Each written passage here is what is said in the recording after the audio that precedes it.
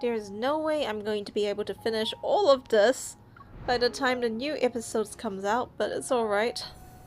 Let's just get on with it. Chapter 8, Galactic Sunset. Mic is in place.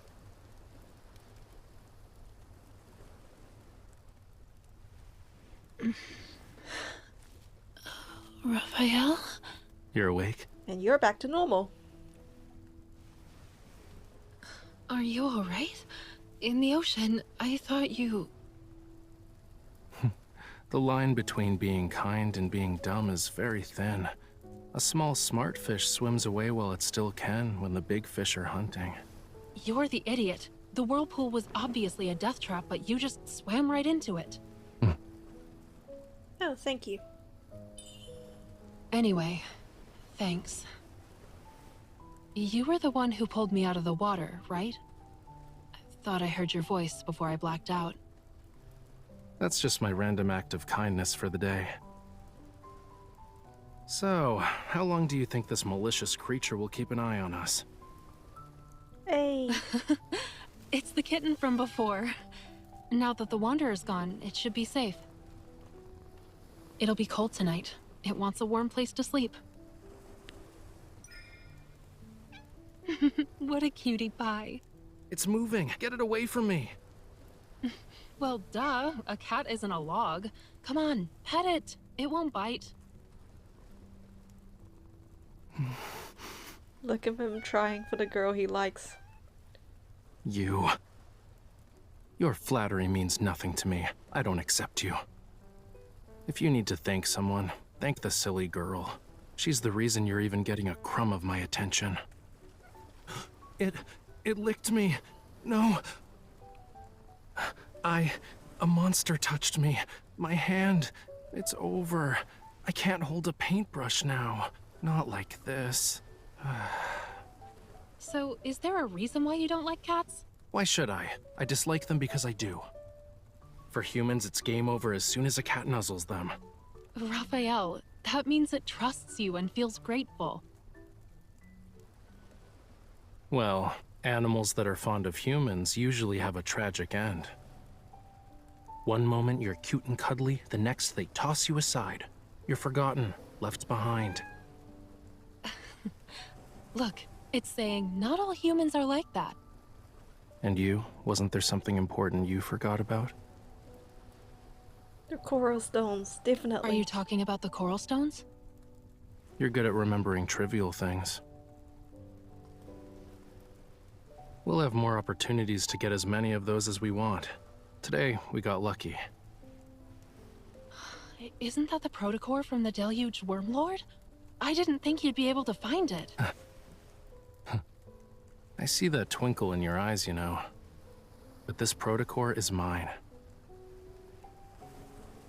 Here's payment for your services. You actually remembered.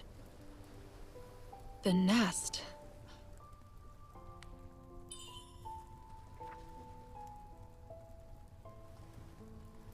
Is this the place we can gather intel from? Don't believe me? Well, real intel is always hidden in the most inconspicuous places. The crazier it seems, the more likely it's true. You must be a regular there. What did you need back in the day? Mummy bandages? With a bit of work, you can get nice poisonous sap. But for a hunter such as yourself, you're better off wearing a disguise before going in. Like what? Like, at least stop flashing your hunter's watch around. Also, it wouldn't hurt to pick up some of the local lingo. I'll proceed with caution. It's okay. I'm a generous employer. Since I hired you as my bodyguard, I'll cover for you when it matters. But I must warn you. In places like the Nest, you have to pay a very high price for obscure information, especially for stuff involving mysterious protocores. Oh, he knows. Ah, we're saved. Let's call it a day, yeah? I hope you can find the right path, Miss Bodyguard. He knows about the Isa core. The warm night breeze rises from the sea and carries with it the shining sand of White Sand Bay. It sweeps past the skyscrapers, eventually disappearing into an alley even moonlight won't touch. At the end of the alley, electronic waste hidden from Lincoln's daylight is no different from rubble. Erratic currents meander in the air and capture the wisp of a signal. The fleet will return from the Deepspace tunnel tonight. A recently discovered planet, Alpha PO159, is confirmed to be dead by the DAA. Oh, that's gotta suck. You find one planet and then it's already dead and uninhabitable. I mean, then again, that's like Mars. They say you're connected to Isaiah's death. I never believed them. You would never attack your own comrades. As you can see, I'm a monster now. You don't want to end up like me, right? But sooner or later, you'll be walking down this path as well. Only she can save us. You, of all people, should know. That thing is with her. I've seen. A gleaming blade rests against the man's mouth. He stops talking immediately. He doesn't even dare to swallow. Until that day comes, no one should even think about getting close to her. The same goes for me. You're still stubborn, huh? What's the point? Good question. I don't need to explain myself to traitors. That's how you're describing us? Have you forgotten about your home? Our home? Xavier, you're the traitor. On the edge of darkness, a blinding light culminates into a muffled grunt as flesh is stabbed. The collapsed figure transforms into specks of light soon corroded by black particles. They dissolve into the cracks of the road. Clink. He picks up the item and steps out of the alley, his feet crushing the messy reflections of neon light scattered on the dirty water's surface. Cleanup isn't necessary. No one would notice there being one less person of their kind. Besides, this city is riddled with filth. It's a really harsh narrative. Without a doubt, Alpha PO159 Stera energy has been depleted. What we're seeing is a faint glimmer emitted from the farthest reaches of the universe, an echo from 300 million years ago. A young man tosses something over to the bartender behind the counter and flops into a corner seat. A loose, woolly hat keeps his face covered in the shadows. Since when was the Nest interested in astronomy? How am I supposed to know? Blame the Deepspace tunnel. We've never been this close to the cosmos before. To the stars and beyond. The bartender looks down and sees a damaged protocore. He uses a bar towel to wipe off the crimson smear lingering on it. You always take bounties but never accept the rewards. I wonder if you have a grudge against them. Isn't gathering personal information your specialty? Besides, it's possible that I'm on your bounty list too. Tomorrow night, it'll be hunting day again. Will you join in on the fun? Someone deliberately stirred up some trouble in the Nest today, but he doesn't have the patience for it. Not interested. Where is it? The bartender shrugs. He reaches under the counter and pulls out a dark-colored envelope. Sliding it over, he leans in. Don't say I didn't warn you. Pay attention to wandering eyes. He's been doing that since the beginning. There are 3 pairs. It's likely his actions in the alley caught their attention. After all, birds of a feather flock together. But after a shotgun sounds, there'll be none. If he makes his move here, he'll have another bounty on his head. He needs to be more careful in Lincoln from now on. Traces of light begin to coalesce into a long sword in his right hand. It's right over there. I wish you the best of luck, miss. Thanks. Inside the dimly lit bar, every face is indistinguishable. There are beasts lurking in the dark. Only an open door allows bright light to spill in. From that single beam of light, the silhouette of a girl emerges. It's unexpected, subtle. The animals are growing restless. He pauses for a moment and pulls his hat down. The light sword in his hand quickly dissipates. He stands up and heads straight for her. As their eyes meet, he sees surprise flicker in her gaze. Follow me.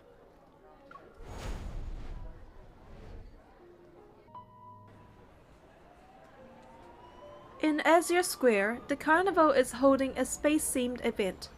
A hologram has been used to construct a castle-shaped fountain. In the middle of the plaza is a towering circular screen. The newscaster enthusiastically discusses information the Deepspace Aviation Administration brought back. There are traces of microorganisms that once lived on Alpha P0159. You didn't ask me to follow you so we could appreciate the fountain, right? There's more to it.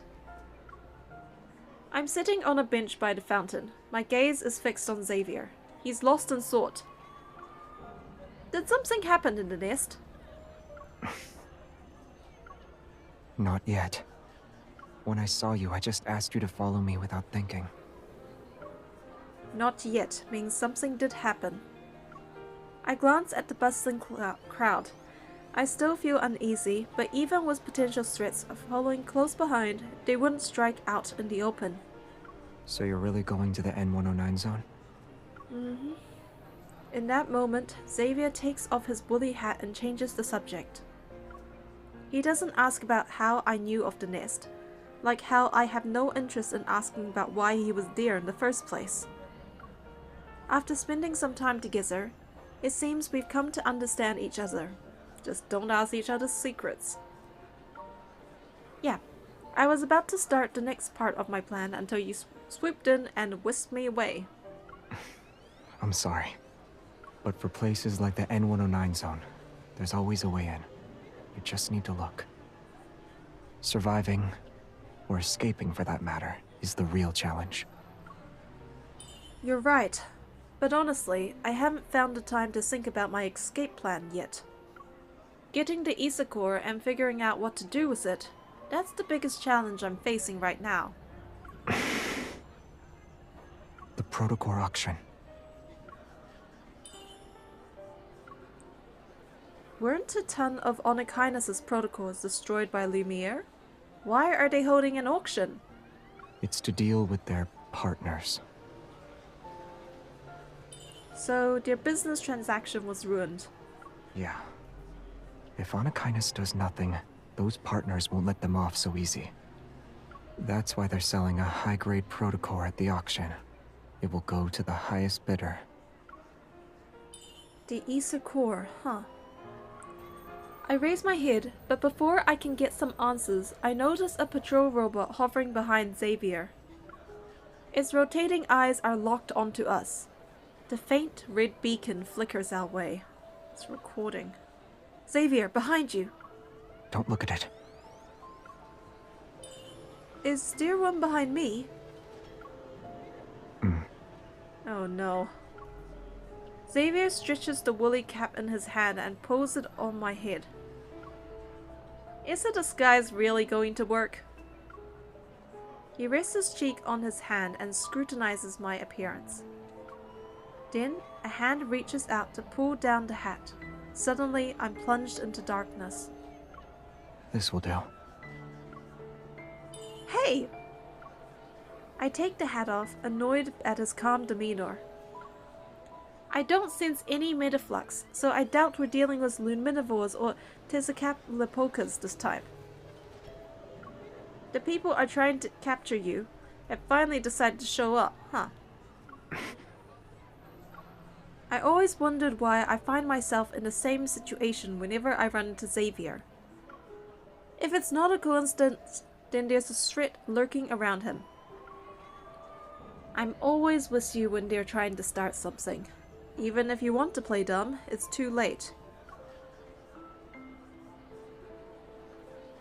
Xavier says nothing. Instead, he turns to look at the sprawling network of paths in Azure Square. Flying above everyone, the patrol robots, their eyes whirring, stop moving. Their focus shifts to the fountain. I need to borrow it. Borrow what? A ball of light appears in his palm. It dances around my right hand, ears flicking. I hope it's not a joke. I sigh and place my hand over his heart. The waves caused by the resonance evo ripple from my fingers. The fountain bursts into a shower of dazzling light, countless tiny droplets scattering. The spectacle reminds me of fireworks as vibrant as an oil painting. Why did you... What I see next stuns me. A sharp light, concealed within the water spray and fireworks, pierces through a dozen hovering patrol robots. They tremble mechanically for a moment before plummeting silently into the bushes, one after another. Now they won't be able to find us. You just killed a whole bunch of bots! He lets go of my hand, kicks the fallen robot aside, and lets it roll into a nearby pool. Bro! And I thought destroying all the windows on that train was enough. Let's go. Or would you like to stay here for a bit? The flickering light makes it difficult to see his expression. Shaking my head, I grab his wrist.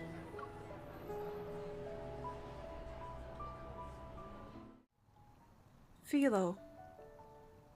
The locals have already forgotten when Philo, a flower shop, first appeared on a street corner.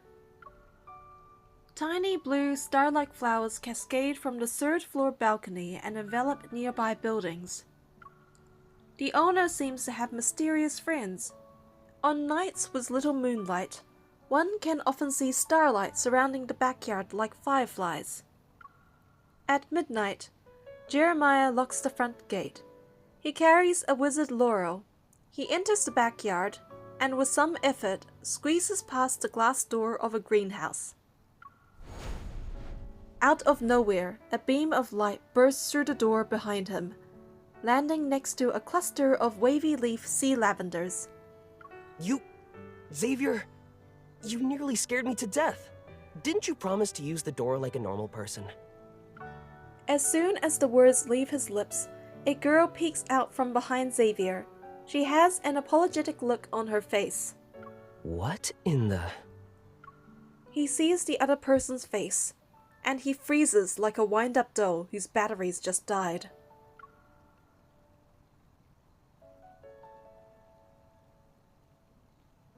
I'm sorry, I didn't mean to scare you. The florist, Jeremiah, looks to be around Xavier's age. When he saw me, he only showed two emotions, surprise and bewilderment. Xavier, your friend is freaking out. Holding a small spray bottle, Xavier waters the dying laurel. He's not young anymore, so he's a bit slow on the uptake now. Ah, long time no... welcome to Philo. Right, Xavier mentioned you before. Your colleagues, I'm pretty sure.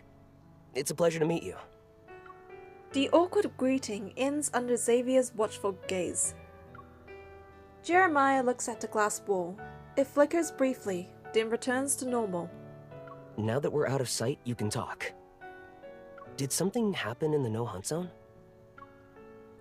With how he casually brings up the no-hunt zone, his expression unfazed, it shows he's not just a florist. Xavier shakes his head. Are there any unused identities left in the vault? She needs to get into the N109 zone, but lacks a disguise. Wait, you're actually going to help me? Didn't you say you still need to think of an escape plan? Laws don't exist in the N109 zone, but knowing the right people can come in handy. If your reputation is good enough, even the ones who want to mess with you will think twice. Ah, I got it now. The glass wall flickers again and becomes a screen. A dazzling array of identities appear on it. Whoa. Got anything in mind? I can customize it to suit your needs. I pause and give Xavier a puzzled look. But all he does is touch his temple, remaining silent as he continues to water the laurel. Let me think. Surviving in the N109 zone isn't enough. What I truly need is in the auction, so... I need to be someone who can negotiate with Onikainis. And when I talk, I don't end up revealing my identity. Do you have one known for being disgustingly rich? As the rapid clacking of a keyboard fills the room, images gradually come to life on the screen. A young woman, perfectly dressed, is about to step into a black limousine. Men in suits are by her side along with a group of fully armed guards. She wears an intricately designed veil. Beneath it is her face. Now, my face. Heiress from the Grand Duchy of Guarans, born with a diamond spoon, your wealth rivals that of nations. What do you think? Isn't it a bit too much? Jeremiah nods and once again gets back to work. The woman in the screen now wears a black outfit. Everyone else follows suit. The previous attire now sleek black formal wear with sunglasses. Heiress to a mysterious crime syndicate. Last name is, well, we should just use yours to keep your story straight. I'll create a comprehensive profile and put it up on the dark web. I can make it convincing enough to the point where even professionals will have a hard time distinguishing fact from fiction. I'll know who to go to if I need to fake my death and get a new identity. Do I really need to be that? It won't work if it's not intimidating enough. Jeremiah's gaze flits between the screen and me. Clothes maketh the man. I just need to find an outfit that matches your status. The spray bottle that's being aimed at the laurel quickly moves and sprays the gesturing hands trying to estimate my clothing size. She can do it herself.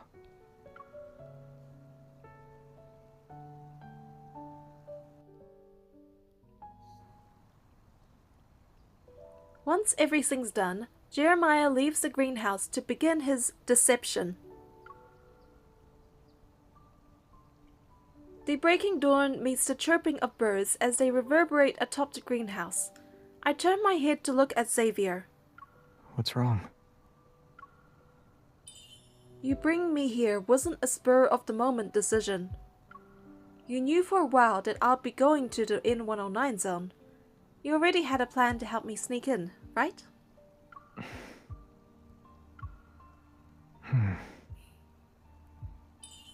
How did you meet a friend who knows how to make fake identities? He's also very cooperative. And since he helped me, that means he could have helped you.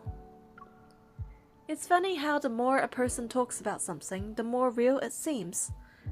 An idea starts to form in the back of my mind. I stare at him, searching for clues from his expression. I'm just a normal deep space hunter. Of course you are. Just a hunter? I walk up to Xavier and take the small spray bottle from his hand.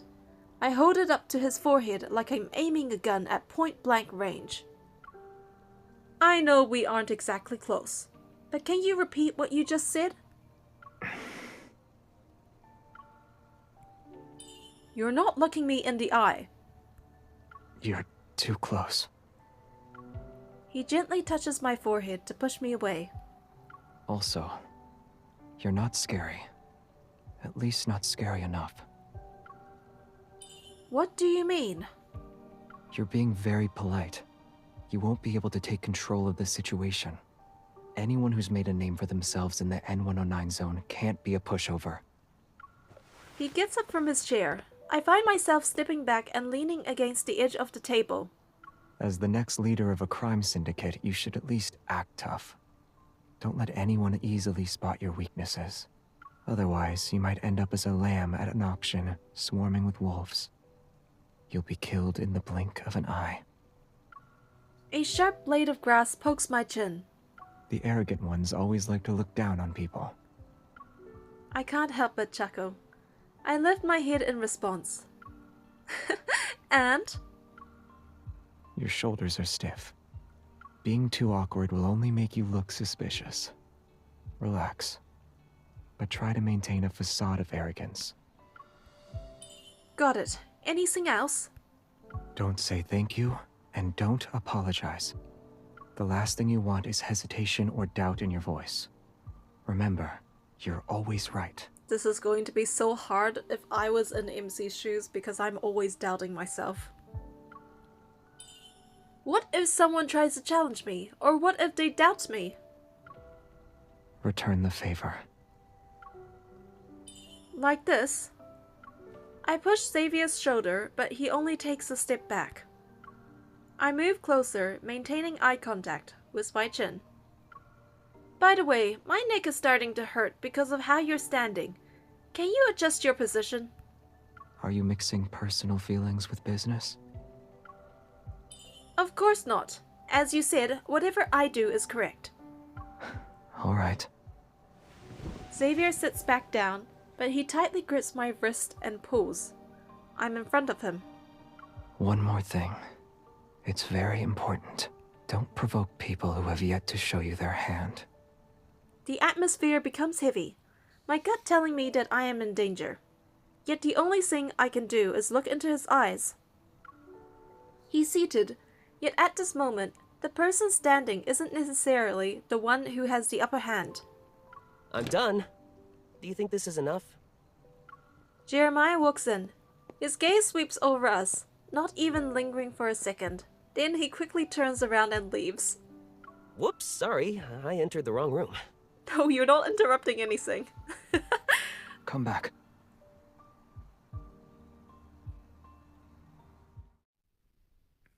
Here's the family crest. Pretty cool, right? Wear it, and anyone who's in the know will see you're important.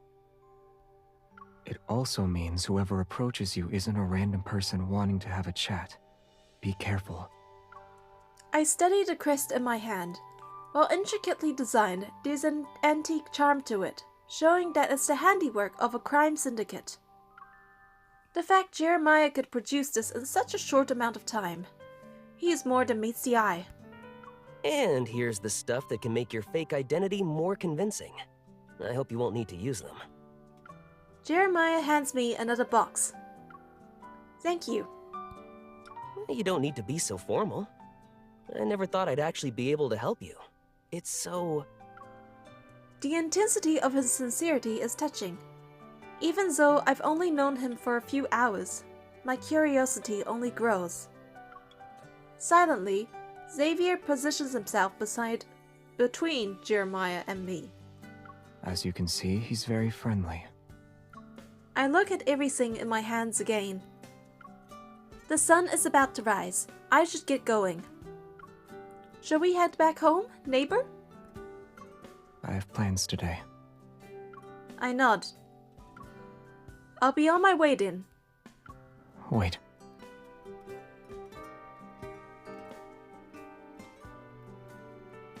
I hold my breath and soon feel a faint prickling sensation from my earlobe, like a gentle jab that's gone in an instant.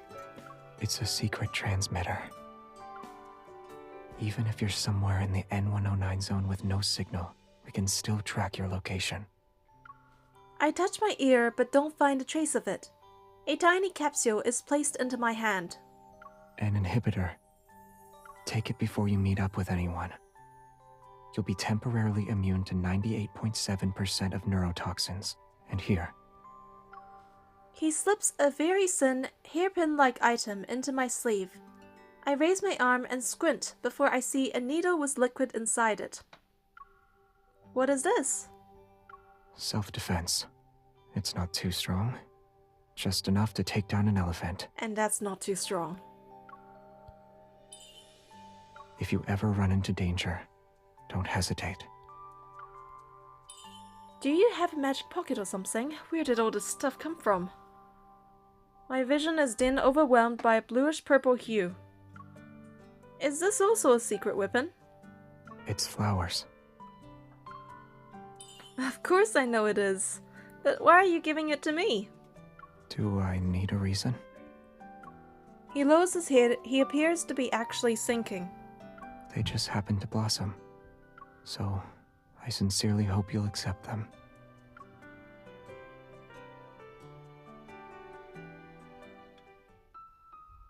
The girl's figure fades into the dawn. The lights in the greenhouse dim like a fire on the verge of being extinguished. It's flawed. So, were you able to stay calm when you saw her for the first time? We're just letting her go into the N109 zone? Are you okay with that? It will be safer compared to Lincoln City in a few days. And we can use that time to take care of the stuff lurking in the shadows. But I need to ask, do you really not care about our non-intervention principle anymore? Some already stopped caring about it. Otherwise, the explosion at her home wouldn't have happened. And the truth that's been hidden for so many years wouldn't have started to emerge. Do you know how long we've been here? All those faces in the backtrackers, I can't remember them. Don't you have the feeling that people's memories of us are also becoming fuzzier? Especially in recent years. I agree that sticking to the non-intervention principle is pointless. Especially for us whose presence here was always a mistake. And mistakes are bound to be corrected sooner or later. Maybe we're slowly being erased as we speak. Just like a planet that strayed away from orbit, only to be ripped apart by gravity. How's Traceback 2? It can send out simple signals, but the positioning system still needs some work. Is there really someone on the other side of the deep space tunnel who can respond to us? You will return in one piece. I'll make sure of it. Having Evol doesn't make you invincible. And this isn't Phylos. And we, you know, aren't truly immortal. Our kind, I mean. Not every planet in the deep space shines. Or rather, they don't shine forever.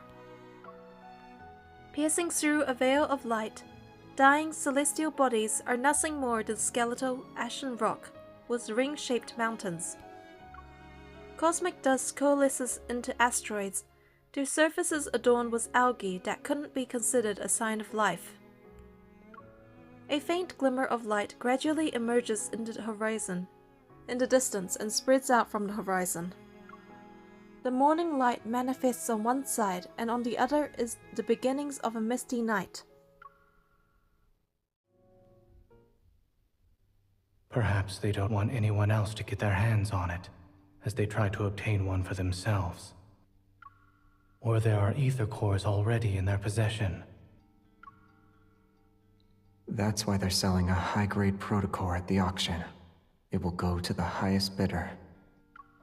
Laws don't exist in the N109 zone, but knowing the right people can come in handy.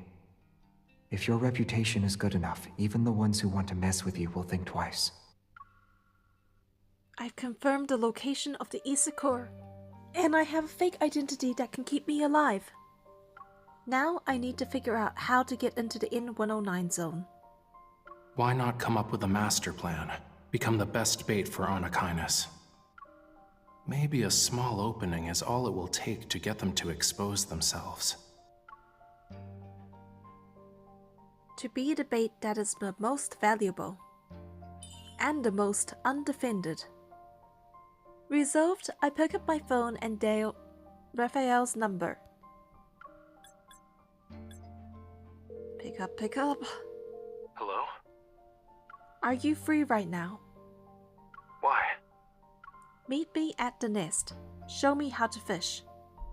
Huh?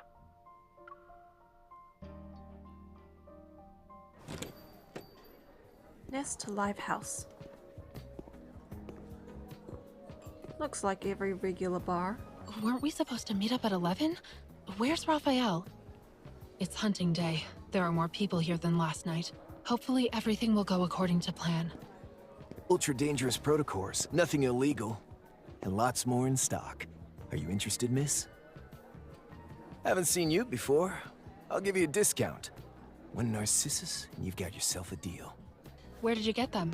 Why don't we start with... Don't you think it's a little weird to do business with newcomers?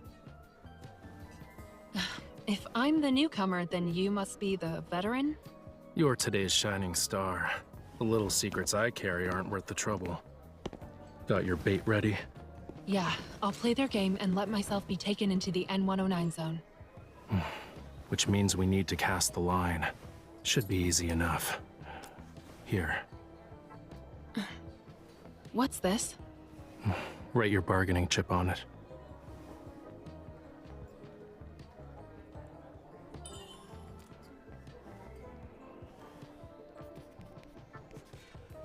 Issacore. Waiter.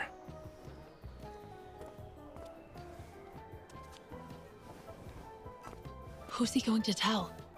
Doesn't matter. If they're interested, they're in. Now we wait for the fish to bite. How long? Not long. The nest lives up to its name, you know. It's an underground intelligence network that's known to match supply and demand. Even normal info would have passed through 3 layers by now. And what's this? It's part of the process. Drink it, and you officially have a deal. It's black. Oh yeah, that's the cup color. Think about it first. A black glass means you'll pay a high price. If it doesn't go smoothly, you'll be the payment instead. So what's this? Being the payment is better than staying in the same place and doing nothing. Maybe there's levels like a rainbow colored. Since you've made up your mind, I won't stop you. I hope you find the answers you seek. See ya, bro.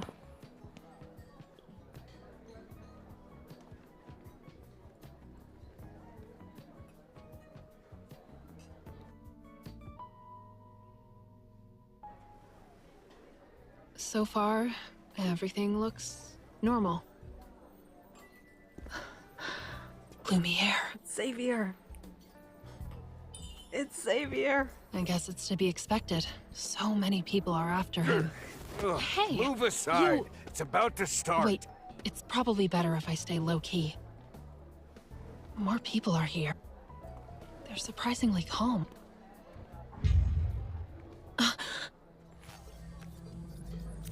There's a price to pay when a wish is granted. Will you be the hunter or the hunted tonight? It's starting. Hunting day will now commence. It's that eye again. Is it here for me? Let's No, welcome something's the off. hunting I should hide for now. moment as it begins. Now. Look at that. Plan foiled already. There she is. This is the prey. It's coming. It worked.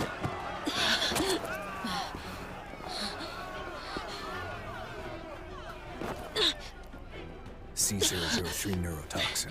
If you're smart, you won't move.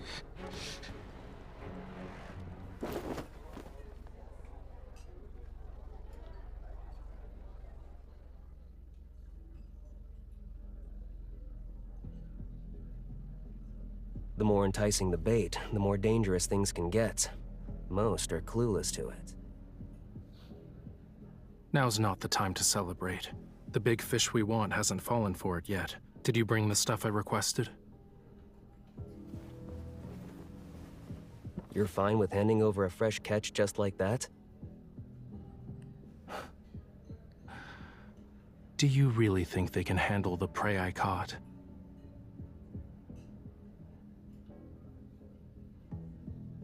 You caught? Traceback 2 will reach the edge of the Deep Space Tunnel's umbra within 1 day. Our journey through the Deep Space Tunnel begins. Destination is in the Orion arm of the Milky Way. Once the home of humanity, Earth. Activating course correction engine. The final countdown has been initiated. When Alpha PO-159's light shines through the Deep Space Tunnel, illuminating Lincoln Tower's pinnacle. The closest we've been to it in the last 4.6 billion years.